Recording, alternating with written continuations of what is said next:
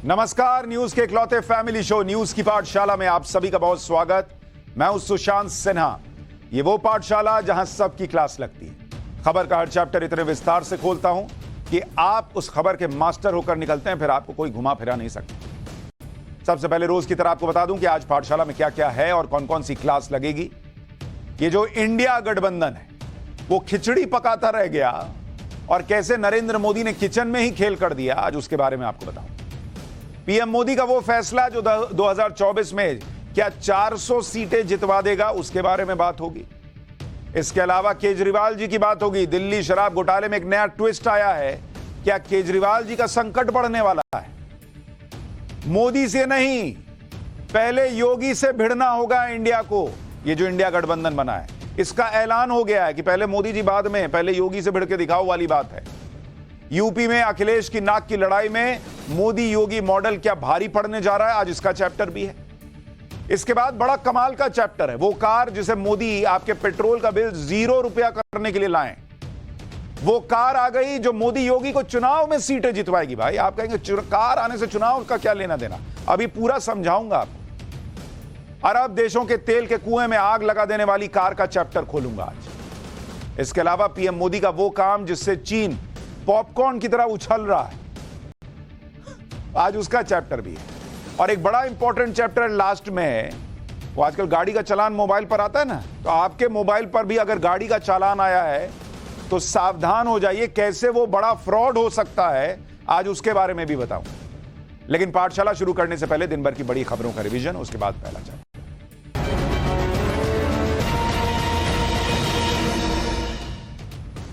BJP ने 5 राज्यों में होने वाले विधानसभा चुनाव के लिए मंथन तेज कर दिया है। आज दिल्ली में बीजेपी अध्यक्ष जेपी नड्डा ने पार्टी महासचिवों के साथ बैठक की। इस बैठक में मध्य प्रदेश और राजस्थान समेत 5 राज्यों के चुनाव के लिए रणनीति पर चर्चा हुई है, बताया जा रहा है। महाराष्ट्र में किसानों ने आज अपनी मांगों को लेकर मुंबई में मंत्रालय या राज्य सरकार के दफ्तर पर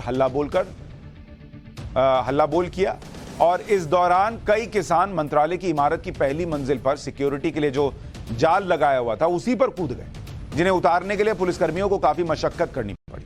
महाराष्ट्र में किसान अपनी जमीन के लिए मुआवजे की मांग को लेकर प्रदर्शन कर रहे हैं। पाकिस्तान से आई सीमा हैदर ने रक्षाबंधन से पहले अपने वकील एपी सिंह को राखी बांधी। एपी सिंह अपनी मां को लेकर सीमा के घर पहुंचे थे। एपी सिंह ने सीमा से भारत की नागरिकता दिलाने का वादा किया। इस दौरान सीमा ने रक्षाबंधन का मशहूर गाना भी गुनगुनाया।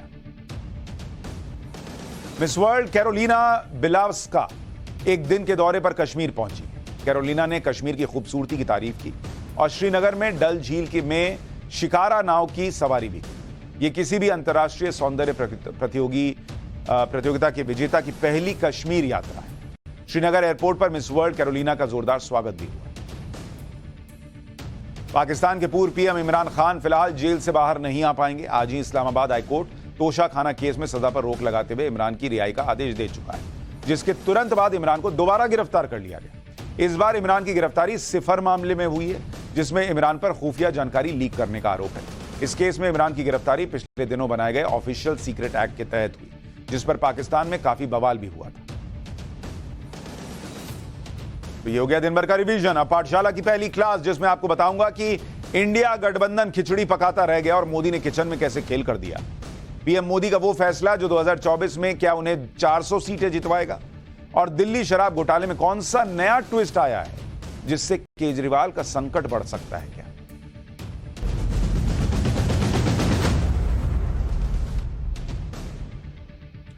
आज प्रधानमंत्री नरेंद्र मोदी ने सबको सरप्राइज गिफ्ट किया और यह ऐसा सरप्राइज गिफ्ट था कि विपक्षी गठबंधन इंडिया भी चकरा गया कि बॉस इस पे कहें तो कहें क्या, करें तो करें क्या, क्योंकि विपक्ष तो अपने इंडिया गठबंधन की जोरदार तैयारी में लगा हुआ है। विपक्ष को लग रहा है कि वो तीसरी मीटिंग में लोगो, संयोजक, ऐसी चीजें तय कर देगा। वो लोगों में लगा है, पर नरेंद्र मोदी ने लोगों को अपने साइड करने का काम कर दिया। नरेंद्र मोदी के खिलाफ इंडिया गठबंधन को लग रहा है कि वो झंडे गाड़ रहा है, लेकिन प्रधानमंत्री नरेंद्र मोदी ने तो सारा खेल ही पलट दिया। आज महंगाई को लेकर नरेंद्र मोदी के खिलाफ जो माहौल बनाने की तैयारी चल रही थी, उस पर प्रधानमंत्री ने अपने सरप्राइज गिफ्ट से सीधा ठंडा पानी ही डाल दिया। एक ऐसा फैसला प्रधानमंत्री ने लिया जिसकी कहीं दूर दूर तक चर्चा भी नहीं थी, किसी को भनक तक नहीं थी कि ऐसा हो सकता, लेकिन अचानक फैसला आया और एक झटके में देश के 33 करोड़ परिवारों को फायदा भी हो। देखिए, राखी आने वाली है और राखी से पहले ही पीएम मोदी ने देश की बहनों को एक गिफ्ट दिया। अब वो गिफ्ट क्या है और उसका चुनावी इंप्लीकेशन क्या है, ये सब बताऊंगा आपको। घरेलू एलपीजी, जो घर में सिलेंडर आता है, 200 रुपए सीधा सस्ता कर दिया, सीधा 200 रुपए एक बार। 14 किलो का जो सिलेंडर है, अभी उसकी कीमत 1103 रुपए थी, लेकिन अब यह सिलेंडर पब्लिक को 903 रुपए का मिलेगा। 200 रुपया जो सब्सिडी वाला है वो आपके अकाउंट में आ जाएगा, जैसे रहा होता रहता है। गरीबों के लिए तो सिलेंडर सीधा 400 रुपए सस्ता हो गया है। उज्ज्वला योजना के तहत जिनको सिलेंडर मिला है, उन गरीबों को तो 400 रुपए की छूट मिलेगी। उज्ज्वला योजना के कनेक्शन पर सिलेंडर अब 703 रुपए का मिलेगा। इतना ही नहीं, उज्ज्वला योजना में अब 75 लाख नए मुफ्त कनेक्शन भी दिए जाने का ऐलान कर दिया गया। यानी उज्ज्वला योजना से पीएम मोदी ने देश की बहनों को धुएं से तो मुक्ति दिलाई थी। इस योजना की तारीफ भी बहुत हो चुकी है और अब उसमें और बहनों को गिफ्ट के तौर पर कनेक्शन मिलने जा रहा है और उसके सिलेंडर के दाम सस्ते किए सो अलग। लेकिन इसमें क्या क्या चीजें और हैं वो भी जरा आपको जाननी चाहिए। पहले जरा सुनिए, अभी तक जो उज्ज्वला योजना है जिसमें सिलेंडर मिलता है देश की बहनों को, माओं को, उसके तहत 9 करोड़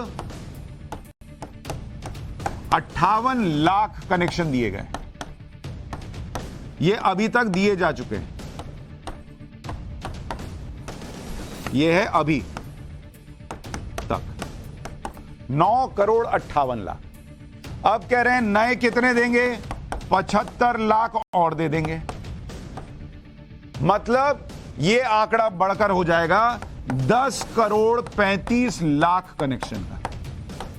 10 करोड़ 35 लाख माताओं बहनों को सिलेंडर मिल रहा है और 9 करोड़ को तो मिल चुका, 75 लाख को और मिलना है और उनके लिए 400 रुपया सिलेंडर सस्ता भी हो गया। उनको कितने का मिलेगा, अब 703 रुपए का सिलेंडर पड़ेगा। आपको याद होगा कि अभी 15 अगस्त को ही लाल किले से पीएम ने वादा भी किया था कि वो महंगाई से लड़ने में लोगों की जितनी संभव मदद होगी वो करेंगे और उसी कमिटमेंट को ध्यान में रखकर आज सिलेंडर सस्ता करने का फैसला है। एक बात यह भी है कि सिलेंडर के दाम पर विपक्ष चुनावी दांव खेल रहा है। जैसे मध्य प्रदेश में कांग्रेस वादा कर रही है कि वो तो 500 रुपए में ही गैस सिलेंडर दे देंगे। छत्तीसगढ़ में भी कांग्रेस कह रही है कि 500 रुपए में ही दे देंगे सिलेंडर। राजस्थान में अप्रैल से ही कांग्रेस सरकार 500 रुपए में सिलेंडर दे रही है। इन तीनों राज्यों में कुछ महीने के अंदर चुनाव होने वाला। अच्छा, नरेंद्र मोदी का हिसाब क्लियर रहता है कि भाई इतना भी मत कर दो कि देश को चुकाने में दिक्कत हो जाए, तो वो 500 रुपए का तो नहीं दे रहे, लेकिन इतना जरूर दे रहे हैं कि देश की अर्थव्यवस्था भी खस्ता हाल ना हो और गरीब का दुख भी मिट जाए। और वो भी कब दे रहे हैं, जब कोरोना के संकट काल से अर्थव्यवस्था पूरी उबर गई। ऐसा नहीं कि वोट चाहिए था तो चलो अभी कुछ भी हाल हो, देश डूब जाए तो डूब जाए, दे देते हैं। नहीं, पहले पूरा निकाला बाहर, उसके बाद अब दे रहे हैं। और पीएम का राखी वाला गिफ्ट विपक्ष के सिलेंडर वाले चुनाव दाव को काउंटर कर रहा है। लेकिन बात सिर्फ गैस सिलेंडर की नहीं है। पीएम मोदी ये जानते हैं कि महंगाई थोड़ी भी ज्यादा होती है तो गरीबों को सबसे ज्यादा परेशानी होती है। इसलिए कहा जा रहा है कि मुफ्त राशन की योजना को जून 2024 तक बढ़ाया जा सकता है। कोविड के दौरान प्रधानमंत्री गरीब कल्याण अन्न योजना शुरू हुई थी, जिसके तहत 80 करोड़ लोगों को 5 किलो गेहूं और चावल प्रति महीने प्रति व्यक्ति मुफ्त मिलता है। पिछले साल दिसंबर में इस योजना को नेशनल फूड सिक्योरिटी एक्ट में शामिल कर लिया गया और फिर 81 करोड़ 35 लाख लोगों को एक साल के लिए फ्री राशन देने का फैसला हुआ। मुफ्त राशन पर सरकार हर साल 2 लाख करोड़ रुपए खर्च कर रही है और पिछले 3 साल से यह योजना चली जा रही है। यानी सिलेंडर सस्ता हो गया और उस सिलेंडर को लेने के बाद जो खाना पकाना है वो भी तो मिलना चाहिए, तो वो राशन ही फ्री में मिल जा रहा है। मतलब विपक्ष जो है वो ड्राइंग रूम में मीटिंग कर रहा है, यहां नरेंद्र मोदी ने किचन में खेल कर दिया। और इसीलिए शायद नरेंद्र मोदी को महिलाओं के वोट भर भर के मिलते हैं, क्योंकि आप शौचालय की बात कर लीजिए, सिलेंडर की बात कर लीजिए, अपना घर मिलने की बात कर लीजिए, महिलाएं ये भूल ही नहीं पाती बॉस कि हमको क्या मिला है।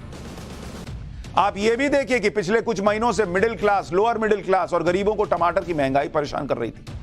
टमाटर के दाम 250-300 रुपए चला गया था, लेकिन हमने आपको तब भी बताया था कि ये सीजनल है। कैसे फसल बर्बाद हुई है उसकी वजह से टमाटर कम हो गया तो अचानक से रॉकेट बनी हुई कीमत, और ये कुछ दिन की बात है, सब सेट हो जाएगा, हमने आपको बताया था। अच्छा, ऐसा भी नहीं था कि प्रधानमंत्री इसको देख नहीं रहे। इसी का असर यह हुआ कि अब टमाटर के दाम एकदम से नीचे चले गए। 250-300 रुपए किलो बिकने वाले टमाटर के दाम अब करीब करीब हर जगह 50 रुपए से कम चला गया भाई। मैसूर की एग्रीकल्चर प्रोड्यूस मार्केट में तो टमाटर 14 रुपए का बिक रहा है, 14 रुपए किलो, जो पहले 140 रुपए का बिक रहा था। यहां पर अगस्त की शुरुआत में पुणे में टमाटर 72 से 100 रुपए किलो मिल रहा था, जो अब 32 से 40 रुपए किलो चला गया। इसी तरह दिल्ली में अगस्त की शुरुआत में टमाटर 150 रुपए किलो बिक रहा था, जो अब 40 से 50 रुपए किलो पर आ गया। अभी तो टमाटर के और सस्ते होने की संभावना है। दाम कम होने की सबसे बड़ी वजह आपूर्ति का बढ़ जाना है। पुणे की मार्केट में हर दिन 11 से 12 हजार क्रेट टमाटर आ रहे हैं और हर क्रेट में करीब 20 किलो टमाटर होता है। इसी तरह नासिक की मंडी में हर दिन 60 से 65 हजार क्रेट टमाटर आ रहे हैं। होलसेल मार्केट में टमाटर के दाम 20 से 25 रुपए किलो पर आ गए। केंद्र सरकार के बिहाव पर national cooperative consumers federation of India limited ने नेपाल से 10 टन टमाटर इंपोर्ट कर लिया। ये टमाटर भी सस्ते दाम पर दिल्ली, एनसीआर, राजस्थान, यूपी में खूब बेचे गए। इसलिए मैं कहता हूं कि कभी कभी मुझे लगता है कि विपक्ष और एजेंडाधारी जो मुद्दा पकड़ते हैं ना, वो ठीक नहीं पकड़ पाते। भाई संकट था, इनफ्लो नहीं था, टमाटर आ नहीं रहा था, फसल बर्बाद हो गई थी, कुछ दिन के लिए कीमत बढ़ी थी, उसको ऐसा फैला दिए जैसे लगा कि अब टमाटर तो कभी 250-300 से नीचे आएगा ही नहीं। अब वो महीने भर के अंदर नीचे आ गया, 14 रुपए, 10 रुपए, 25 रुपए पे आ गया। आपने जितना क्रेडिट लिया नहीं कि अरे देखिए हमने जनता की आवाज उठाई, क्योंकि पब्लिक को सब समझ में आ रहा था कि इस सीजन में होता ही होता है। अब जो है वो क्रेडिट नरेंद्र मोदी को चला गया कि देखिए बढ़ा भी तो इन्होंने इधर से उधर से अरेंज करके कीमत जो है वो कंट्रोल कर ली। अब जब टमाटर महंगा था तो सरकार ने सस्ते दर पर टमाटर लोगों को उपलब्ध करवा दिए। National agriculture cooperative marketing federation यानी नेफेड और सरकारी ऑनलाइन पोर्टल ओएनडीसी के जरिए 70 से 80 रुपए किलो का टमाटर लोगों को पहुंचाया गया। अगस्त के पहले 15 दिन में सिर्फ दिल्ली, राजस्थान और यूपी में 56,000 किलो टमाटर डिस्काउंटेड रेट पर सरकार ने बेचे। इसी तरह से आप देखिए कि हाल फिलहाल में जब प्याज के दाम बढ़ने शुरू हुए तो सरकार ने पिछले हफ्ते से national cooperative consumers federation of India limited यानी एनसीसीएफ के जरिए 25 रुपए किलो में सस्ता प्याज उपलब्ध कराना शुरू कर दिया। एनसीसीएफ अब तक 11 राज्यों में 25 रुपए किलो के हिसाब से करीब 6,500 टन प्याज लोगों को मुहैया करवा चुका है। त्योहार के सीजन को देखते हुए घरेलू सप्लाई को बढ़ाने के लिए प्याज के निर्यात पर 40% का टैक्स अलग लगा दिया गया कि भाई अपने यहां लोगों को ज्यादा जरूरत है तो निर्यात मतलब बाहर मत भेजो, भेजना है तो 40% एक्स्ट्रा टैक्स दो। जब 40% एक्स्ट्रा टैक्स देना पड़ेगा तो कोई बाहर नहीं भेजेगा, यहां बेचेगा तो यहां सस्ता हो जाएगा। प्याज के दाम को कंट्रोल करने के लिए सरकार ने 3 लाख टन का बफर स्टॉक पहले ही बना लिया था। उस बफर स्टॉक से प्याज को रिलीज करने का फैसला कर लिया। इस साल प्याज का बफर स्टॉक भी 3 लाख टन से बढ़ाकर 5 लाख टन कर दिया गया और किसानों से 2410 रुपए क्विंटल के हिसाब से 1 लाख टन प्याज खरीदने के लिए कह दिया गया। घरेलू सप्लाई को बेहतर करने के लिए राज्यों को 1400 टन प्याज केंद्र ने भिजवाया जिससे कीमतों पर कंट्रोल लग सके। अच्छा, ऐसा नहीं कि बीजेपी शासित राज्य में भेजा है, कांग्रेस की भी सरकार है तो वहां भी भेज दिया। अब यही पब्लिक देखती है कि एक तरफ अमेरिका से लेकर ब्रिटेन से लेकर दुनिया के देश महंगाई से बाप बाप कर रहे हैं, यहां महंगाई जैसे डोरबेल बजाती है नरेंद्र मोदी जो है उसके बोलते हैं बाहर जाओ, इंतजाम कर देते हैं कि जाओ, घर में घुसने की जरूरत ही नहीं। महंगाई जो है वो डबल डिजिट में जा ही नहीं पा रही। प्याज के दाम अभी प्याज की क्वालिटी के मुताबिक 60 रुपए किलो के आसपास है और सरकार पूरी कोशिश कर रही है कि प्याज के दाम को और बढ़ने ना दिया जाए। इसी तरह से चावल के दाम ना बढ़े, चावल की कोई कमी ना रहे, इसके लिए भी सरकार ने पहले से ही कदम उठा लिए। जैसे अभी बासमती चावल के निर्यात पर सशर्त प्रतिबंध लगा दिया कि $1200 प्रति टन के नीचे के चावल कॉन्ट्रैक्ट को तत्काल रोक दिया जाए। इसके अलावा उबले हुए चावल के निर्यात पर 20% ड्यूटी लगा दी, क्योंकि जब भारत ने गैर बासमती चावल के निर्यात को बैन किया था तो उबले हुए चावल की डिमांड बढ़ गई। इससे पहले जुलाई में गैर बासमती चावल के निर्यात पर प्रतिबंध लगाया क्योंकि घरेलू सप्लाई पर कोई असर न पड़े। पिछले साल सितंबर में भारत ने टूटे हुए चावल के निर्यात पर बैन लगा दिया था। चावल के निर्यात पर इस तरह की सख्ती से पूरी दुनिया बाप बाप कर रही है, क्योंकि दुनिया में 40% चावल की सप्लाई भारत से होती है। भाई इंडिया देता है तो वो खाते हैं और भारत दुनिया का सबसे बड़ा चावल निर्यातक है, जिसका चावल दुनिया के 140 देशों में जाता है। दुनिया में 25% गैर बासमती चावल की सप्लाई भारत करता है। जो चावल यूरोप से लेकर अमेरिका तक जाता है। लेकिन नरेंद्र मोदी ने कहा कि भैया हम निर्यात देखें, देश का फायदा देखें या देश के लोगों का फायदा देखें। भाई तो निर्यात रोक दिया चावल का कि पहले अपने यहां का खिलाएंगे कि बाहर के लोगों को खिलाएंगे। बाहर वाले लोग हाथ जोड़ रहेंगे, अरे थोड़ा चावल भेजिए, थोड़ा भेजिए, जिसको बहुत जरूरत थी उसको भेजा भी। लेकिन ये सारे काम नरेंद्र मोदी करते चले जा रहे हैं। यानी महंगाई के मोर्चे पर लगातार प्रधानमंत्री नरेंद्र मोदी काम कर रहे हैं और किसी तरह की कोई कसर नहीं छोड़ रहे। भाई महंगाई तो आएगी, वो रूस और यूक्रेन लड़ेगा तो आपको लगता है कि यहां महंगाई नहीं आएगी? जब दुनिया में आ रही तो हमारे यहां क्यों छोड़ देगी? भाई महंगाई गाड़ी से निकली तो देखेगी कि बगल में इंडिया है तो छोड़ के चली जाएगी, आगे आएगी। आपको उसको बोलना है कि रेड सिग्नल है, आगे जाओ। इसी तरह से विपक्ष के दूसरे मुद्दे भी पीएम मोदी एकदम से खत्म कर दे रहे हैं, उसकी हवा निकाल दे रहे हैं। एक और मुद्दा देखिए आप, रोजगार का। कल ही पीएम मोदी ने नई सरकारी नौकरी पाने वाले 51,000 लोगों को अपॉइंटमेंट लेटर बांट दिया। पूरे देश में अलग अलग 45 लोकेशन पर यह नौकरियां दी गई। पिछले साल 22 अक्टूबर को पीएम मोदी ने रोजगार मेला का पहला फेज लॉन्च किया था। इस कैंपेन के तहत 2024 चुनाव से पहले खाली पड़े 10 लाख सरकारी पदों को भरने का लक्ष्य रखा गया। मोदी सरकार का दावा है कि पिछले 9 साल में 9 ऑर्गेनाइज सेक्टर में 1.5 करोड़ जॉब मिली। पीएम मोदी के एक फैसले ने विपक्ष के साथ एक बड़ा मुद्दा छीन लिया। अब विपक्ष परेशान। उनको भी उम्मीद नहीं थी कि यह सब हो जाएगा। अचानक इस मूव पर क्या किया जाए, तो अब विपक्षी पार्टियां ये कह रही हैं कि हमारी वजह से पीएम मोदी दबाव में आ गए, इसलिए यह सब फैसला लेना पड़ा। अरे बॉस, जब आपका गठबंधन बना भी नहीं था तब भी चावल का निर्यात रोक दिया था।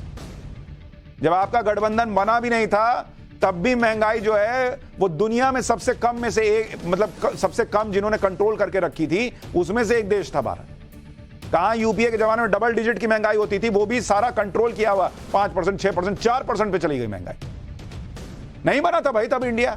लेकिन अब लोगों को क्या बोलना है, तो बोल रहे हैं कि हमारी वजह से हुआ। ममता बनर्जी ने कहा कि अभी तो विपक्ष की 2 बैठक ही हुई है और आज हम देख रहे हैं कि एलपीजी के दाम कम कर दिए गए। यह है इंडिया का दम। कांग्रेस नेता जयराम रमेश ने कहा कि 5 राज्यों में चुनाव होने वाले हैं, बीजेपी को अपनी हार दिख रही है, इसलिए इस तरह के फैसले लिए जा रहे हैं। एनसीपी की सुप्रिया सुले ने कहा कि यह चुनावी जुमला है, केंद्र सरकार डरी हुई है। जिसको जैसा नैरेटिव सेट कर रहा है वो ऐसा अपना बना रहा है कि मेरी वजह से हो गया। लेकिन विपक्ष, जिस तरह का रिएक्शन विपक्ष से आ रहा है उससे यही लग रहा है कि पीएम मोदी के फैसले से विपक्ष में खलबली मच रही है। क्योंकि विपक्ष को अंदाजा ही नहीं था ना कि ऐसा फैसला तब पीएम मोदी कर देंगे जब विपक्ष की मीटिंग की जोरदार तैयारी मुंबई में चल रही है। भाई मुंबई में विपक्षी मीटिंग के लिए नेता पहुंचने लगे हैं। लालू यादव, तेजस्वी यादव उन नेताओं में हैं जो सबसे पहले मुंबई पहुंच गए। लालू यादव ने कहा कि उन लोगों ने नरेंद्र मोदी का गला पकड़ लिया है। बिहारी में बोले कि नरेटिव पकड़ लिए हैं। सुनिए लालू जी को एक बार। नरेंद्र मोदी के नट्टी पर चढ़ने जा रहे हैं आज का दिन। नरेंद्र मोदी के नट्टी पर पकड़े हुए, नरेंद्र मोदी के नट्टी पर चढ़ने जा रहे हैं आज का दिन।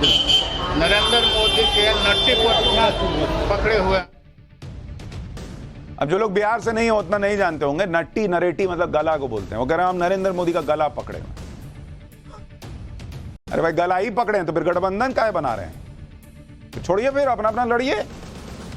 वैसे लालू यादव अपने इसी अंदाज के लिए जाने जाते हैं। एक वक्त था कि लालू यादव की खूब मिमिक्री होती थी, फिर एक वक्त आया कि लालू यादव खुद पीएम मोदी की मिमिक्री करने लगे। लालू जी को मोदी जी से बहुत प्रेम है, खूब उनके बारे में बोलते रहे। 2015 का एक वाक्य आपको याद दिलाता हूं, जब लालू यादव ने पीएम मोदी की मिमिक्री भी की थी, तब लालू जी ने मोदी जी के लिए क्या कहा था, कैसे उनके गर्दन की नस फट जाएगी कहा था। एक बार वो भी याद दिलाता हूं कि आपको याद आएगा कि कैसे लालू जी हमेशा मोदी जी के लिए क्या क्या बोलते रहे। आपके यहाँ बोलते पैकेज दिया, पैकेज दिया। क्या बोले थे भाइयों बहनों,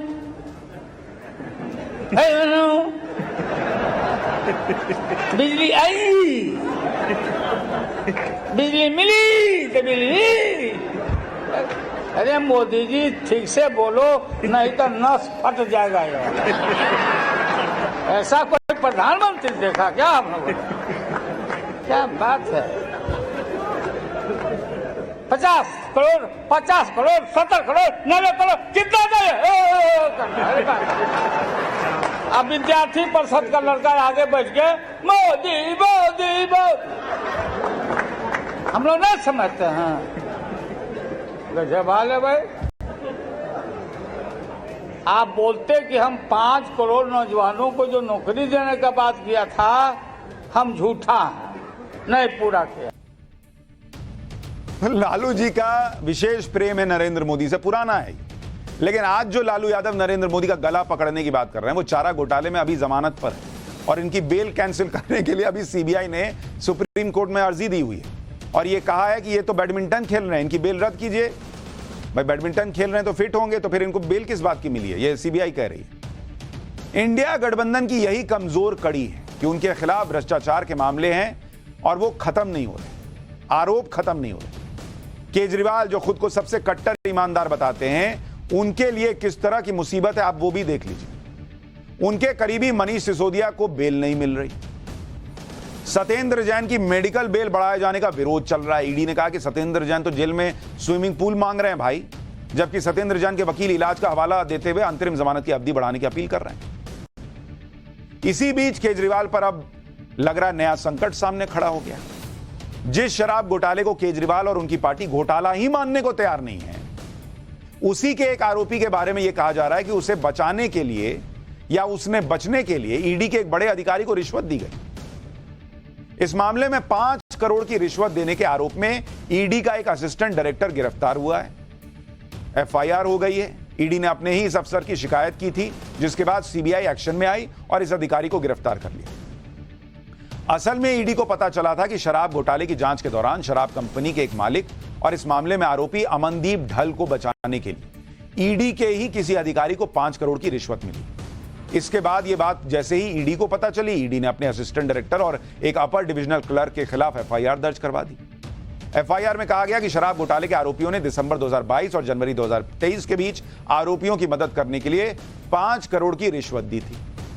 इस मामले में सीबीआई ने कुल 7 लोगों को आरोपी बनाया है। इन लोगों ने शराब घोटाले के आरोपियों को यह कहा था कि अगर उन्हें कुछ पैसे मिलते हैं तो वो इसके बदले में शराब घोटाले के आरोपी को गिरफ्तारी से बचा लेंगे। इस डील के लिए 50 लाख रुपए का एडवांस भी भुगतान में किया गया, यह आरोप है। और दिसंबर 2022 और जनवरी 2023 के बीच 50-50 लाख की 6 किश्तों में 3 करोड़ रुपए दिए जाने का आरोप है। 3 करोड़ लेने के बाद यह कहा गया कि अगर शराब घोटाले के आरोपी से 2 करोड़ और मिल जाएंगे तो उस आरोपी का नाम शराब घोटाले के आरोपियों की लिस्ट से बाहर करवा दिया जाएगा। इसके बाद 50-50 लाख की 4 किश्तों में 2 करोड़ रुपए और भी लिए गए, यह भी आरोप है। शराब घोटाले के जिस आरोपी को बचाने के लिए ईडी अधिकारी को रिश्वत देने का आरोप है, उस आरोपी का नाम है अमनदीप ढल। अब यह आदमी कौन है भाई? शराब कंपनी के मालिक अमनदीप को 1 मार्च को ईडी ने गिरफ्तार किया था। मतलब पेमेंट के बाद ऐसा नहीं कि ईडी ने काम छोड़ दिया, अरेस्ट तो वो हुआ, जिसने पैसा लिया उसने धोखा ही दिया। ईडी के मुताबिक शराब नीति को बनाने में अमनदीप की सक्रिय भूमिका थी।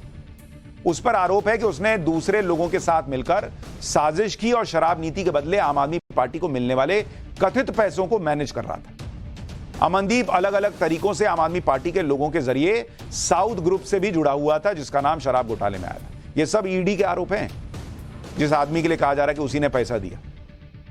अब इसमें 2-3 बड़े सवाल खड़े होते हैं कि अगर शराब घोटाला हुआ ही नहीं, जो अरविंद केजरीवाल जी कहते हैं, आम आदमी पार्टी कहती है कि शराब घोटाला हुआ ही नहीं, ठीक है मान लिया नहीं हुआ, तो ये शराब कारोबारी किस बात से बचने के पैसे दे रहा भाई? जब घोटाला ही नहीं हुआ, उसको किस बात का डर था कि वो अरेस्ट हो जाएगा या उसका नाम आ जाएगा, जब कोई घोटाला ही नहीं हुआ? किस बात के 5 करोड़ रुपए हवा में आते हैं क्या? 5 करोड़ रुपए जब कोई घोटाला नहीं हुआ तो 5 करोड़ रुपए बचने के दे कौन रहा था और क्यों दे रहा था? दूसरी बात, जो नेता कहते हैं कि ईडी तो भाई हमारे पीछे छोड़ दी गई है, हमारे पीछे लगा दी गई है। भैया ईडी के आदमी पर भी आरोप लग रहा है, जानकारी मिल रही कि पैसा ले रहा है, गड़बड़ कर रहा है, तो उस पर भी एफआईआर हो रही है, उस पर भी सीबीआई एक्शन ले रही है। यह है ईडी की कार्रवाई और सीबीआई की कार्रवाई। कि तुम अंदर के हो, बाहर के हो, नेता हो, आम आदमी हो, फर्क नहीं पड़ रहा। लेकिन कई सवाल केजरीवाल जी के सामने फिर खड़े हो गए कि अगर घोटाला हुआ नहीं तो यह व्यापारी किस बात से बचने के पैसे दे रहा था भाई? लेकिन सवाल तो इंडिया गठबंधन के सामने कई है। पाठशाला में अब उत्तर प्रदेश के उस चुनाव का चैप्टर जो विपक्ष के इंडिया गठबंधन के लिए पहला स्पीड ब्रेकर साबित होने जा रहा है। मोदी से नहीं, पहले योगी से भिड़ना होगा इंडिया को, इसका ऐलान हो गया। और उत्तर प्रदेश में अखिलेश की नाक की लड़ाई में क्या योगी और मोदी का मॉडल भारी पड़ने जा रहा है? अब इसका चैप्टर।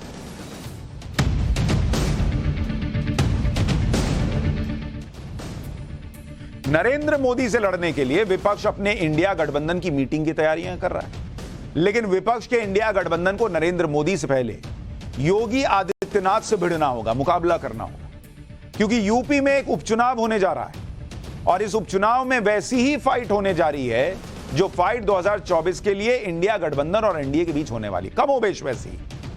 क्यों कमोबेश वर्ड का इस्तेमाल किया ये आगे बताऊं, लेकिन जिस लड़ाई की बात कर रहा हूं जरा उसके बारे में सुनिए। उत्तर प्रदेश की घोसी विधानसभा सीट पर उपचुनाव होने वाला है और इसके लिए समाजवादी पार्टी ने सुधाकर सिंह को अपना उम्मीदवार बनाया है। समाजवादी पार्टी को इंडिया गठबंधन के दलों का समर्थन भी मिला हुआ है, यानी 2024 में जैसे सब कह रहे हैं ना कि भाई हमारा अपना एक कैंडिडेट वर्सेस मोदी होगा, तो यहां एक कैंडिडेट इनका इंडिया गठबंधन का है। दूसरी तरफ बीजेपी उम्मीदवार दारा सिंह चौहान को बनाया गया है, कैंडिडेट घोषित किया बीजेपी, यानी एक तरफ इंडिया गठबंधन, दूसरी तरफ मोदी योगी की जोड़ी। मोदी और योगी की जोड़ी कैसे विपक्ष पर भारी पड़ेगी नहीं पड़ेगी इसके बारे में आगे बताऊंगा, लेकिन घोसी उपचुनाव में राजनीतिक पार्टियों का समीकरण क्या है पहले वो समझिए, तभी आप समझेंगे कि क्यों उत्तर प्रदेश का घोसी उपचुनाव इंडिया गठबंधन के लिए पहला बड़ा एग्जाम होने जा रहा है, जिसमें मोदी से पहले योगी से भिड़ना होगा इन लोगों को। और उसमें क्या होगा जरा सुनिए, बहुत दिलचस्प है ये कि यूपी में क्या होने जा रहा है। यूपी में उपचुनाव होने जा रहा है, अब जरा इसका समीकरण समझिए ये कितना इंपॉर्टेंट है 2024 के लिहाज से। घोसी विधानसभा सीट है, घोसी में सपा ने किसको कैंडिडेट बनाया है? सपा ने कैंडिडेट बनाया है सुधाकर सिंह को, ये सपा के कैंडिडेट। बीजेपी ने किसको बनाया है? बीजेपी ने बनाया है दारा सिंह चौहान को। अब ये दारा सिंह चौहान कौन है भाई, ये भी आपको बताऊं। समाजवादी पार्टी को समर्थन किस किस का है? कांग्रेस ने कहा हम कैंडिडेट नहीं उतारेंगे, आरएलडी, लेफ्ट पार्टी सब मिलकर, मतलब ये एक पार्टी नहीं बल्कि ये समझिए कि ये इंडिया का कैंडिडेट सुधाकर सिंह जो है, और इधर बीजेपी का अपना कैंडिडेट। बीएसपी ने किसको उतारा? बीएसपी लड़ ही नहीं रही, यानी ये मुकाबला सीधे सीधे सपा वर्सेस बीजेपी होने जा रहा है। और मैंने इसलिए कहा कि कमोबेश 2024 जैसा होगा, क्योंकि कमोबेश का मतलब भाई 2024 में बीएसपी भी तो अपना कैंडिडेट हो सकता उतारेगी, और अगर बीएसपी इंडिया में गई तो नहीं उतारेगी। यानी घोसी उपचुनाव पूरी तरह से एनडीए वर्सेस इंडिया बन चुका है। इतने दलों का समर्थन मिलने के बाद अखिलेश यादव के सुर भी बदले हुए हैं। अखिलेश यादव घोसी में जीत का दावा ठोका है, जबकि सबको पता है कि किसी भी जगह पर उपचुनाव में वही पार्टी भारी पड़ती है जिस पार्टी की अमूमन सरकार होती है। लेकिन अखिलेश यादव को लगता है कि इंडिया गठबंधन ये सीट निकाल सकता है, इसलिए अखिलेश यादव ने घोसी में चुनावी सभा को संबोधित करते हुए बीजेपी और मोदी योगी पर जमकर हमले किए। लेकिन इस दौरान अखिलेश यादव एक बड़ी गलती भी कर गए। वो गलती क्या है उसके बारे में आगे बताऊंगा, लेकिन घोसी के में प्रचार के दौरान अखिलेश यादव पूरी तरह से जीत के लिए कॉन्फिडेंट दिखने की कैसे कोशिश कर रहे थे। अखिलेश यादव ने कहा कि घोसी की जनता उन लोगों को सबक सिखाएगी जो पलायन करके समाजवादी पार्टी से कहीं और चले गए। एक बार अखिलेश यादव को सुनिए, फिर जरा इस बहुत दिलचस्प लड़ाई के बारे में कुछ आंकड़े बताऊंगा आपको। मैं देख रहा हूं जितना बड़ा मैदान हमें दिखाई दे रहा है, उससे ज्यादा हमें लोग चारों तरफ दिखाई दे रहे हैं। इस मैदान का कोई कोना खाली नहीं है।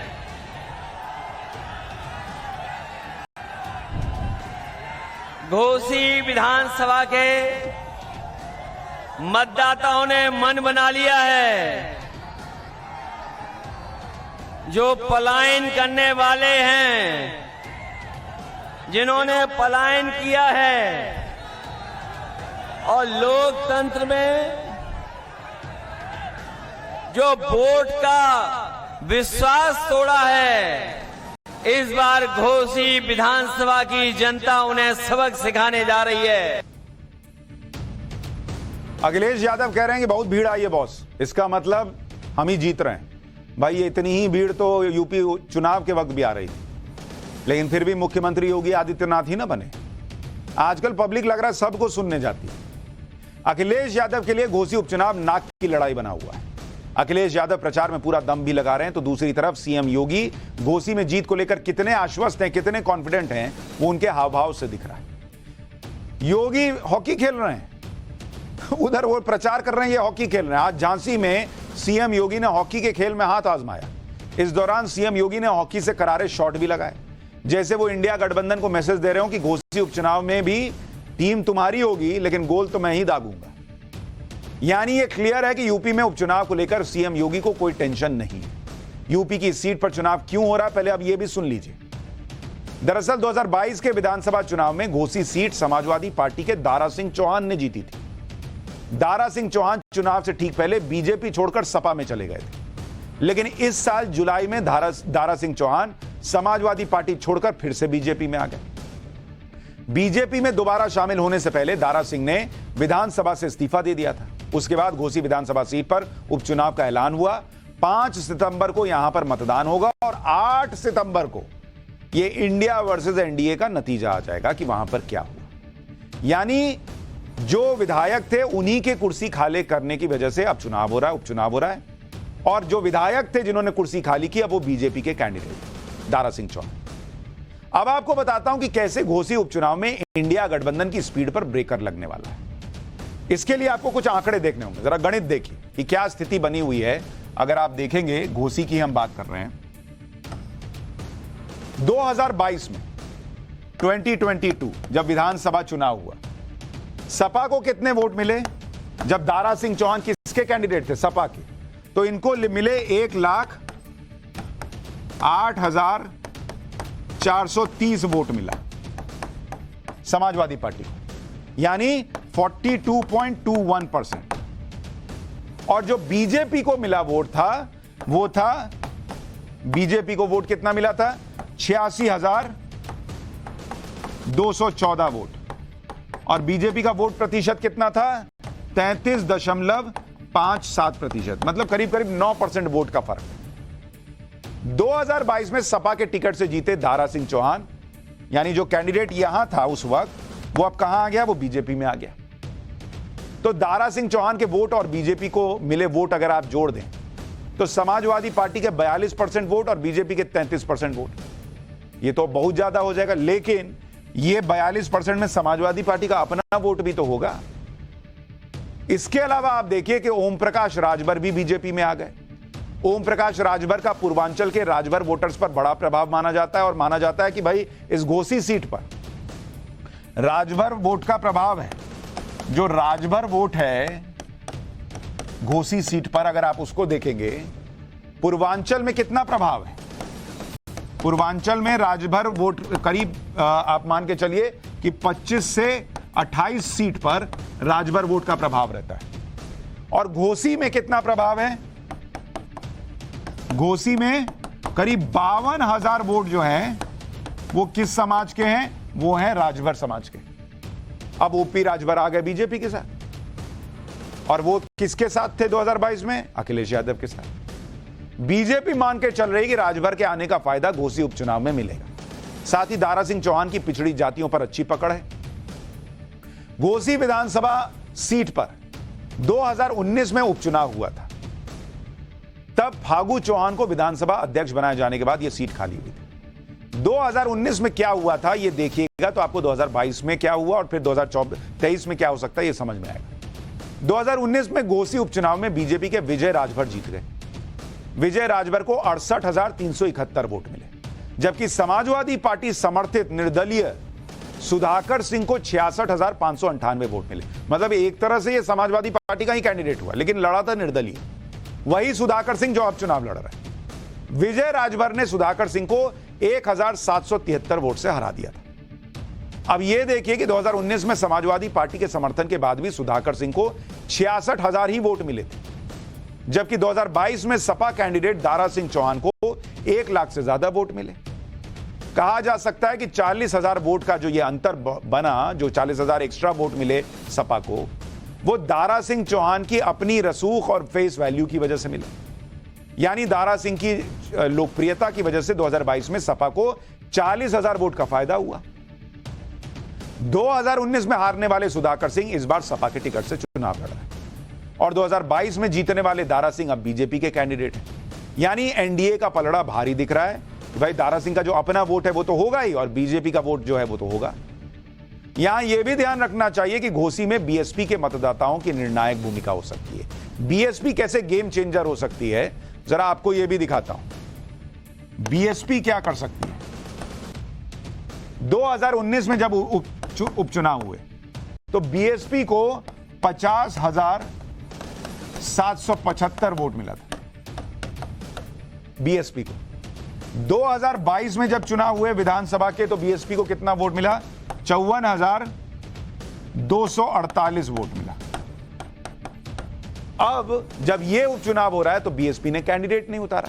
मतलब ये जो 50-54 हजार वोट मिलता है बीएसपी को, ये किधर जाएगा ये अभी साफ नहीं। यानी बीएसपी का जो कोर वोटर दलित माना जाता है वो अगर बीजेपी के साथ जाएगा, जैसा कि उत्तर प्रदेश में ट्रेंड दिखा है, तो बीजेपी की जीत की उम्मीद और बढ़ जाएगी। और अगर ऐसा हुआ तो 2024 में यूपी में कितनी सीटें बीजेपी को आ सकती हैं, इसका भी अंदाजा लग जाएगा। अब आपको अखिलेश यादव की उस गलती के बारे में बताता हूं जिसका जिक्र मैंने पहले किया। घोसी में प्रचार के दौरान मंच से पीएम मोदी और सीएम योगी पर हमला बोलते बोलते वो इतना खो गए कि आंकड़ों की बड़ी गलती कर बैठे।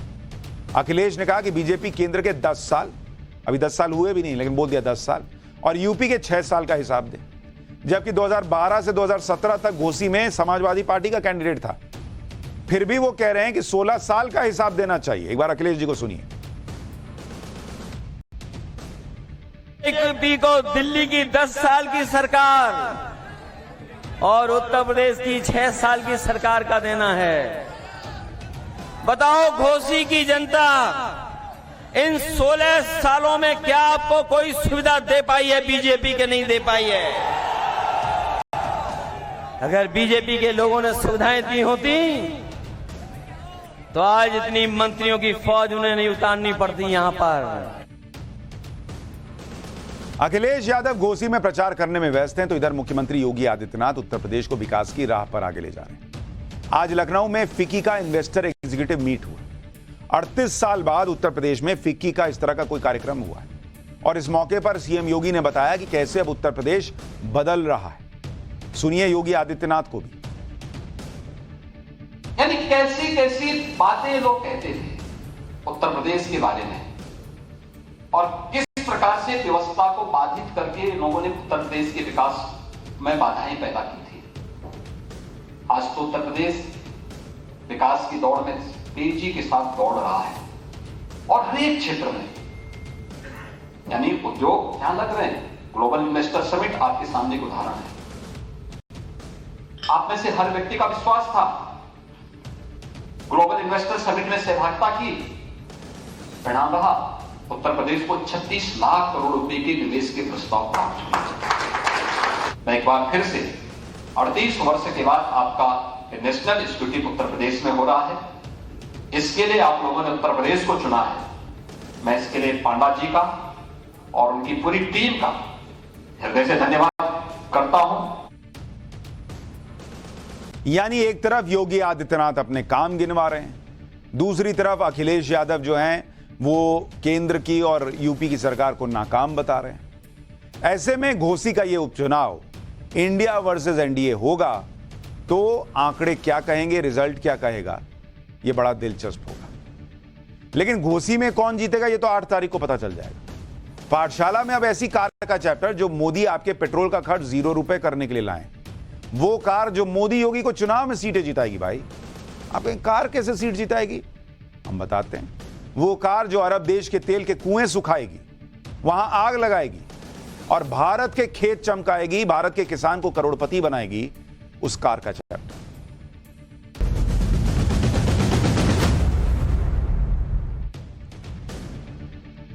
वैसे आज तो गजब का ही दिन है। सिलेंडर सस्ता हो ही गया, फ्री राशन गरीब परिवारों को 2024 तक मिलने का ऐलान हो ही रहा है। ऊपर से महंगाई काफी हद तक लगातार कंट्रोल में है, ये आपको मैंने बता ही दिया। अब खबर यह भी कि मोदी अब वो कार ले आए हैं जो आपको आपका पेट्रोल का बिल 0 रुपए कर देगी। इतना ही नहीं, एक ऐसी कार भी ले आए जो मोदी योगी को चुनाव पर चुनाव जितवाएगी। आप कहेंगे कि कोई कार चुनाव कैसे जितवा सकती है? मोदी योगी दोनों को कार चुनाव जितवाएगी, ये कौन सा नया खेला हो गया भाई? आपको पहले उस कार से मिलवाता हूं जो आपका बम्पर पैसा भी बचाएगी और मोदी योगी को चुनाव में बम्पर जीत भी दिलवाएगी। यही है वो शानदार कार जिसको स्क्रीन पर अब आप देख रहे हैं। ये पर्दा हटेगा तो उसका चेहरा ये देखिए, शानदार चमकदार कार। लेकिन इस कार में खास क्या है भाई, जो चुनाव तक जितवा देने वाली बातें हो रही हैं। कार का चुनावी एंगल बताने से पहले आपको इसके फायदे बताता हूं और आपके लिए कितनी फायदेमंद है वो बताता हूं। कैसे ये कार पेट्रोल का बिल जीरो कर देगी और आपका कैसे कितना पैसा बचाएगी, पहले ये सुनिए फिर चुनाव की बात करते हैं। आज भारत ने ऐसी कार तैयार कर ली है जिसमें पेट्रोल डीजल की जरूरत ही नहीं पड़ेगी, क्योंकि यह कार पूरी तरह एथेनॉल फ्यूल से चलेगी। तो पहली बात तो यह कि आपका पेट्रोल का बिल ₹0 इसलिए आएगा क्योंकि भैया इसमें पेट्रोल लगना ही नहीं है, यानी पेट्रोल का भारी खर्चा भूल जाइए। लेकिन ऐसा भी नहीं कि कोई खर्च ही नहीं आएगा। इसमें कौन सा ईंधन लगेगा, ये एथेनॉल, और उसमें कितना पैसा आपका लगेगा ये भी आगे बताऊंगा। लेकिन पहले सुनिए कि आज हुआ क्या। आज केंद्रीय सड़क परिवहन मंत्री नितिन गडकरी ने 100% एथेनॉल फ्यूल पर चलने वाली कार लॉन्च की। यह Toyota Innova high cross car है जो पूरी तरह एथेनॉल से चलेगी। यह कार दुनिया की पहली इलेक्ट्रिफाइड फ्लेक्स फ्यूल व्हीकल का प्रोटोटाइप है। इसमें पेट्रोल की बिल्कुल भी जरूरत नहीं पड़ेगी। यह चलते हुए चार्ज होकर ईवी मोड पर भी चलेगी। अभी तक फ्लेक्स फ्यूल के लिए पेट्रोल में कुछ हिस्सा एथेनॉल फ्यूल का मिलाया जाता है। इस कार में पेट्रोल की एक बूंद की भी जरूरत नहीं पड़ेगी भाई, खत्म, पेट्रोल भूल जाइए आप। सबसे खास बात यह है कि इस कार का फ्यूल अरब देशों के तेल के कुओं से नहीं बल्कि भारत के किसानों के खेतों से आएगा। और यहीं पर यह गेम चेंजर है। कैसे मोदी योगी का चुनाव का समीकरण बदल देगी यह कार, आज आपको बताऊंगा। लेकिन आसान भाषा में यह समझ लीजिए कि ईंधन की यह नई क्रांति देश के आम लोगों के लिए, देश के किसानों के लिए और देश की अर्थव्यवस्था को प्रॉफिट देने वाली कैसी कार होने जा रही है जिसकी हम बात कर रहे हैं। सबसे पहले आप इस कार के कुछ फीचर्स सुनिए। Toyota Innova high cross flex fuel की इस कार को इथेनॉल का E100 ग्रेड दिया गया है। ऐसा पहली बार हुआ है कि जब कोई कार पूरी तरह एथेनॉल फ्यूल से चलेगी भारत में। इसे BS6 स्टेज 2 के नॉर्म्स के अनुसार डेवलप किया गया है, यानी एक इको फ्रेंडली कार है। पर्यावरण को भी नुकसान नहीं पहुंचाएगी, बहुत कम प्रदूषण होगा। यह कार 60% इलेक्ट्रिफाइड एनर्जी से और 40% बायो एथेनॉल से चलेगी। दरअसल फ्लेक्स फ्यूल के चलते कार के माइलेज में जो कमी आती है उसकी भरपाई इस तकनीक से हो जाएगी, मतलब माइलेज भी बढ़िया देगी। इसमें लिथियम आयन बैटरी पैक भी होगा जो कार को ईवी मोड पर चलाने के लिए पर्याप्त पावर जनरेट कर देगा। मतलब एथेनॉल से नहीं चलाना है तो बैटरी से चलाइए। यह अपनी तरह की दुनिया की पहली कार है जिसमें ओल्ड स्टार्ट सिस्टम लगाया गया है, जिससे इस कार का इंजन -15 डिग्री सेंटीग्रेड तापमान में भी आसानी से काम कर सकता है। कुछ लोगों की यह शिकायत थी कि एथेनॉल में वाटर कंटेंट ज्यादा होता है, इसलिए कार के इंजन में जंग लगने का खतरा ज्यादा रहता है। लेकिन इस कार में इस्तेमाल होने वाला इंजन पूरी तरह वाटर रेजिस्टेंट है, मतलब जंग भी नहीं लगेगा। इसे भारत की कंपनी किर्लोस्कर और टोयोटा ने मेक इन इंडिया के तहत बनाया है। अब बात आ जाती है कि एथेनॉल की कीमत और कार के माइलेज का फर्क। पहले सबका रेट सुन लीजिए, फिर आपको पता चलेगा आपका कितना पैसा बचेगा। फिर आता हूं कि यह कैसे चुनाव जितवाएगी। जरा इसके बारे में सुनिए। आज की डेट में पेट्रोल की कीमत क्या है? पेट्रोल जो है वो 97 से लेकर 108 रुपए प्रति लीटर चल रहा है, बिक रहा है, ये तो सबको पता है। डीजल कितने में बिकता है? डीजल बिकता है 90 से 96 रुपए में। डीजल अब कोई बहुत सस्ता थोड़ी रह गया, 90-96 प्रति लीटर बिक रहा है। अगर आपने CNG किट भी लगा रखा है तो वो 73 रुपए 59 पैसे से लेकर 92 रुपए तक पर केजी बिकता है, प्रति केजी। लेकिन जो एथेनॉल है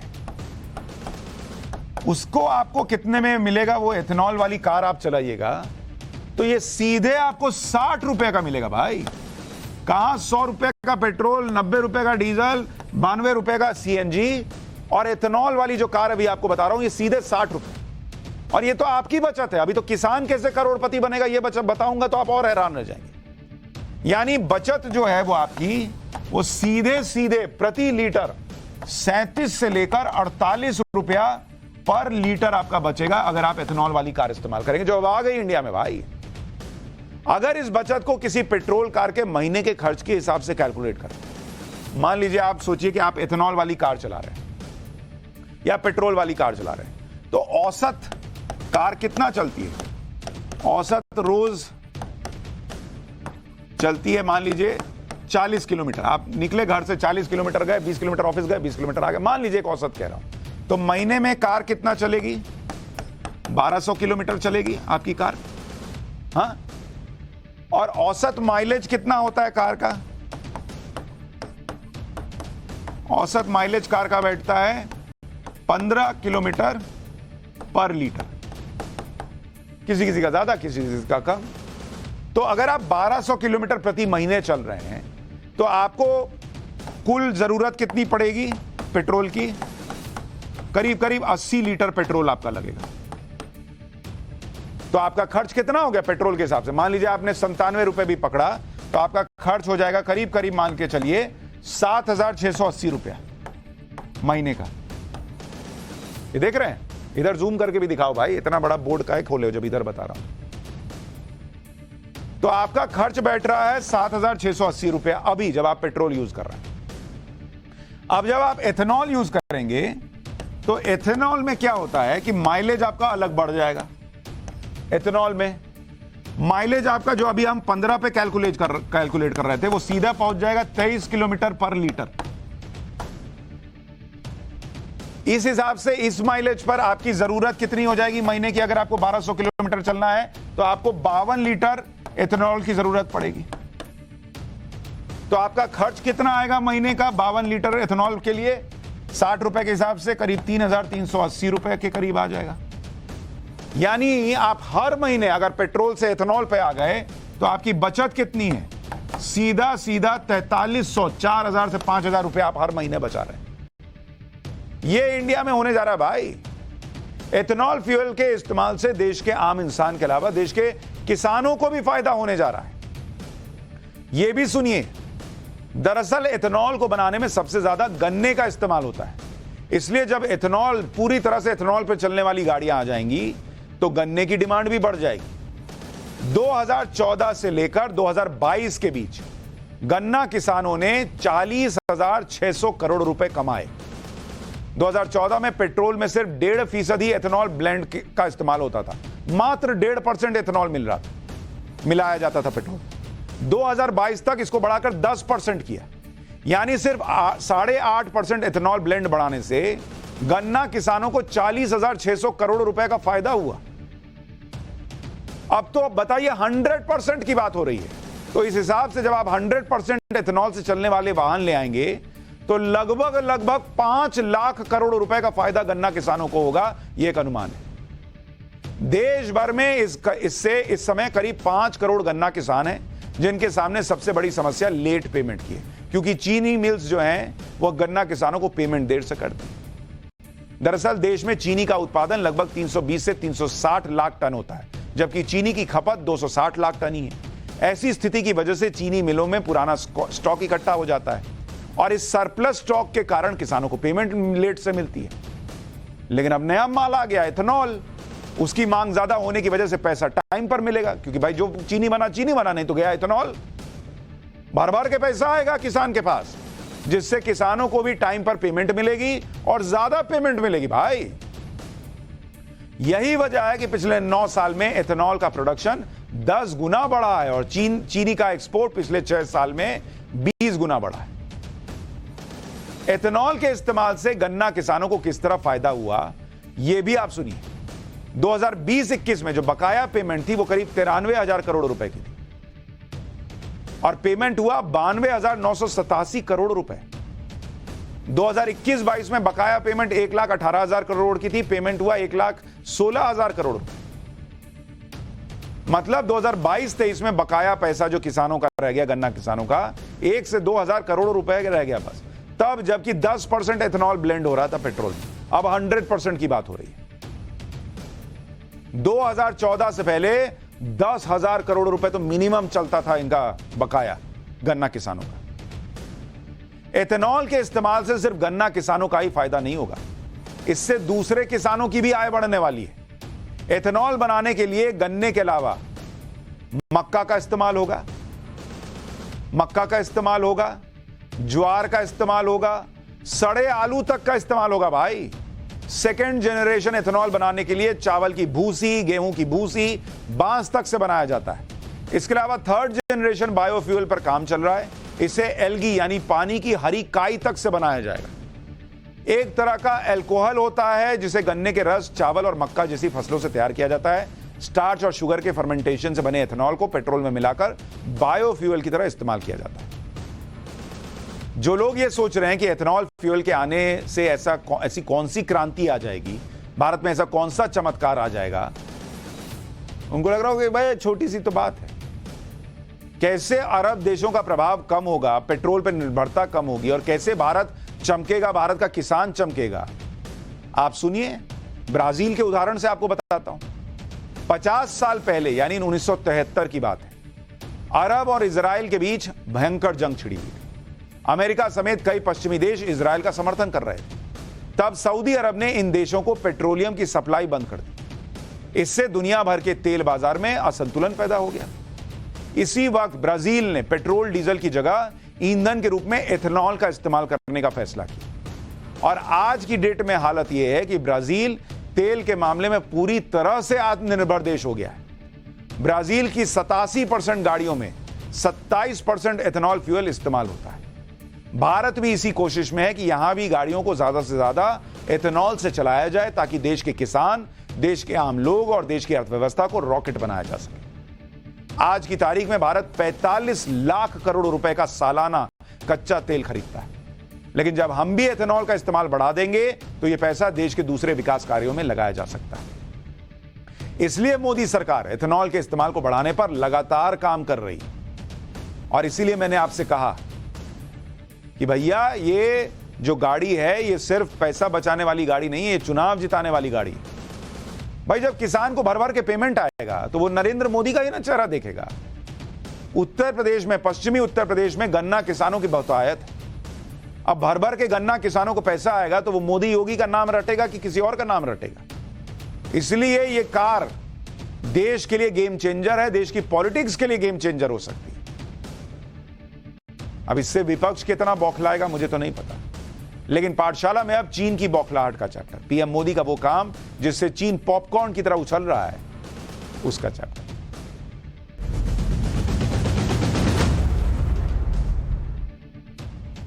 जिस वक्त दुनिया के बड़े बड़े देश मंदी से जूझ रहे हैं, उस वक्त भारत के लिए पीएम मोदी ये गारंटी दे रहे हैं कि भारत जल्दी ही दुनिया की टॉप 3 इकोनॉमी में शामिल हो जाएगा। भारत का डंका स्पेस मिशन में बज रहा है।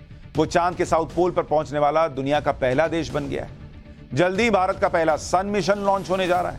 यानी पीएम मोदी की अगुवाई में धीरे धीरे भारत टॉप पर जाता हुआ दिख रहा है। अब ये बात चीन को तो पसंद आएगी नहीं, इसलिए वो भारत को उकसाने में लगा रहता है, क्योंकि ये तय है कि जैसे जैसे भारत चीन को पछाड़ने की दिशा में आगे बढ़ेगा, चीन बॉर्डर पर भारत को उलझाने के लिए बॉर्डर का मुद्दा उछालना तेज करेगा। इसीलिए चीन ने आज अपना एक ऑफिशियल मैप जारी किया। हालांकि ये कोई नई बात नहीं है, चीन इस तरह की हरकत पहले भी करता रहा। आज चीन ने जो मैप जारी किया उसमें चीन ने अरुणाचल प्रदेश और अक्साई चीन के विवादित इलाके को अपना हिस्सा दिखा दिया। तो दिखाने से क्या हो जाएगा, तुम्हारा हो जाएगा क्या? चीन के सरकारी अखबार ग्लोबल टाइम्स ने यह मैप जारी किया है। हालांकि भारत ने चीन के नए मैप को खारिज करने में देर नहीं लगाई। विदेश मंत्रालय ने डिप्लोमेटिक चैनल से इस मामले पर कड़ा ऐतराज भी जता दिया। ये क्या कर रहे हो, ये क्या तमाशा है? चीन इस तरह की हरकत इसलिए कर रहा है क्योंकि उसकी खुद की अंदरूनी हालत बहुत खराब है। दुनिया की दूसरी सबसे बड़ी इकोनॉमी चीन की अर्थव्यवस्था चरमराती दिख रही है। बड़ी बड़ी कंपनियां तो पहले ही चीन से अपना बोरिया बिस्तर समेटने में जुटी हुई। ऐसे वक्त में चीन के रियल स्टेट सेक्टर में आए दिन आया हुआ संकट जो है वो राष्ट्रपति जिनपिंग की टेंशन बढ़ा रहा है। सुनिए हुआ क्या है। इनको अरुणाचल और अक्साई चीन चाहिए, पहले अपना घर बचाओ ना बॉस। चीन की दूसरी सबसे बड़ी रियल स्टेट कंपनी एवरग्रैंड दिवालिया हो गई है भाई। चीन की सबसे बड़ी real estate company country garden भी बंद होने की कगार पर पहुंच चुकी है। चीन की टॉप 100 रियल स्टेट कंपनियों की सेल 33% गिर चुकी है। कोई घर ही नहीं खरीद रहा। तो जब घर नहीं खरीदेगा तो यही होगा, कंपनियां बड़ी बड़ी बंद हो रही हैं, अर्थव्यवस्था चरमरा रही है। इनको अरुणाचल चाहिए। चीन के रियल एस्टेट सेक्टर के लड़खड़ाने की सबसे बड़ी वजह है कि रियल एस्टेट कंपनियों के प्रोजेक्ट पूरे हैं, लेकिन उनके पास खरीदार नहीं है।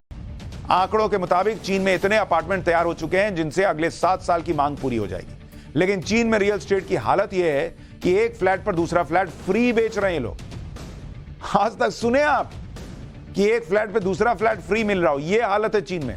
एक खरीदने जाइए तो कहता है दूसरा भी फ्री ले लीजिए, लेकिन खरीद लीजिए बॉस। लेकिन फिर भी खरीदार नहीं मिल रहा। यह हालत है चीन की, जिससे चीन का आर्थिक संकट और गहरा गया, क्योंकि चीन की इकोनॉमी में वहां के रियल एस्टेट की हिस्सेदारी 30% के आसपास है। ऐसे में आप अंदाजा लगा लीजिए कि अगर रियल एस्टेट सेक्टर बर्बादी की कगार पर पहुंचा हुआ है तो चीन की इकोनॉमी पर क्या असर पड़ने वाला है। और अपने यहां देख लीजिए ना भाई, कोरोना के बाद रियल एस्टेट सेक्टर जो है वो भैया, वो उसमें अगर आप रेस लगाइए उसकी कीमत और चंद्रयान कौन पहले ऊपर पहुंच रहा है, तो उसमें कड़ा मुकाबला हो जाएगा कि रियल एस्टेट की कीमत पहले ऊपर पहुंच रही है कि चंद्रयान ऊपर पहले पहुंचे। चीन के रियल एस्टेट सेक्टर में यह हाहाकार ऐसे वक्त में मचा है जब चीन की इकोनॉमी ऐसे बम की तरह हो चुकी है जो कभी भी बड़े धमाके के साथ तबाह हो सकती है। अगर आपको चीन की मौजूदा आर्थिक हालत के बारे में बताऊंगा तो आपको शौक लगेगा। आपको यकीन नहीं होगा कि यह वही चीन है जो पूरी दुनिया के सामने अपनी शेखी बगाड़ता, खुद को दुनिया का बॉस बताना चाहता है। लेकिन सच्चाई क्या है? इस साल के सिर्फ शुरुआती 5 महीनों में चीन की एफडीआई 5.6% गिर चुकी है। इस साल डॉलर के मुकाबले चीन की करेंसी युआन 4% कमजोर हो चुकी है। यह हाल तब है जब दुनिया की बड़ी करेंसीज की तुलना में इस साल डॉलर कमजोर हुआ है। इस साल की पहली तिमाही में चीन की इकोनॉमिक ग्रोथ महज 0.8% रही है, 1% भी नहीं। चीन में युवाओं की बेरोजगारी दर चरम पर है, 20% के पार चली गई। चीन में टूरिज्म सेक्टर कमर टूट चुकी है। इस साल की पहली तिमाही में सिर्फ 52,000 लोग चीन पहुंचे, जबकि साल 2019 में करीब 37 लाख लोग पहुंचे थे। तो ये तो इनकी हालत है। चीन बर्बाद हो रहा है। अब उसमें क्या करे, पब्लिक को क्या बोले? तो उनको ऐसे शगुफा छोड़ता कि देखो हमने अरुणाचल को मैप में दिखा दिया। अरे भैया, पब्लिक को पहले ये बताओ कि चीन को बर्बादी से कैसे बचाओगे। अपने यहां लोगों को बचा नहीं पा रहे, इनको अरुणाचल चाहिए। बात एक छोटा सा ब्रेक ले रहे हैं। ब्रेक के बाद आपको एक सावधान करने वाली क्लास। अगर आपकी मोबाइल पर भी गाड़ी का चालान आया है तो ये खबर जरूर देखिए, ये बड़ा फ्रॉड हो सकता है। ब्रेक के बाद